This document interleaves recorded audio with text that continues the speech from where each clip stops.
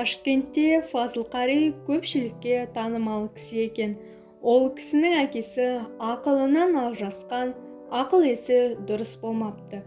Фазыл Қари жұмыстан үйіне келсе, әкесі үнемі балам мені үйге апаршы дейді екен. Өз үйінде болса да солай айта береді екен.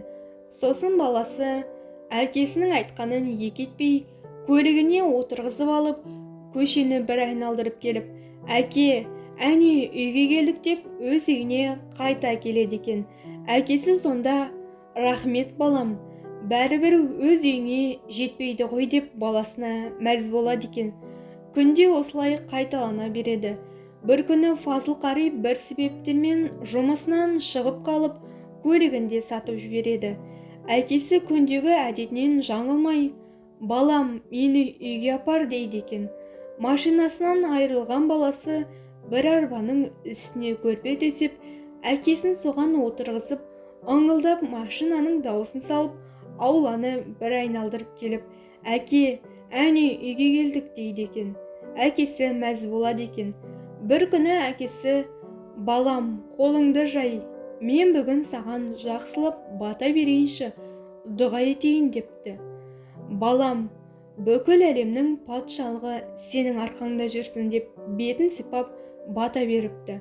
Ал ұлы болса, қалай бүкіл әлемнің ел билеушілері менің арқамда жүреді? Мен оқымасам, үлкен жұмысты істемесем деп таңырқапты.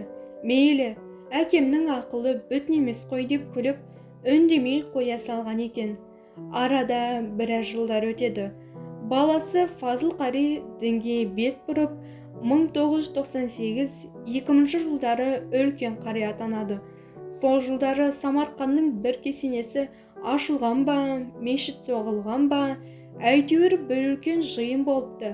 Оған барлық көрші, Ресей, Қырғыз, тағы да басқа мұсылман елдерінің президенттері келіпті.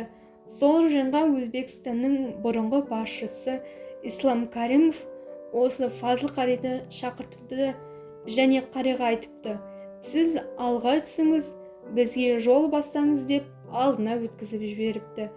Сонда алда келе жатып Фазыл Қари ебіл-себіл жылаған екен. Жанындағылар таң қалып, неге жылайсыз? Артыңызда ел билеген патшалар келе жатыр, жыламаңыз депті. Фазыл Қари сонда әкесінің берген батасын есіне алып, және оның қабыл болғанын айтып берген екен. Ата-ананың батасы қашанда қабыл болады. Баталы ер арымас деген сөз осыдан қалса керек. Қазақ тіліндегі арнаның дамуына өз үлесіңізді қосып, каналға тіркеле кетіңіз.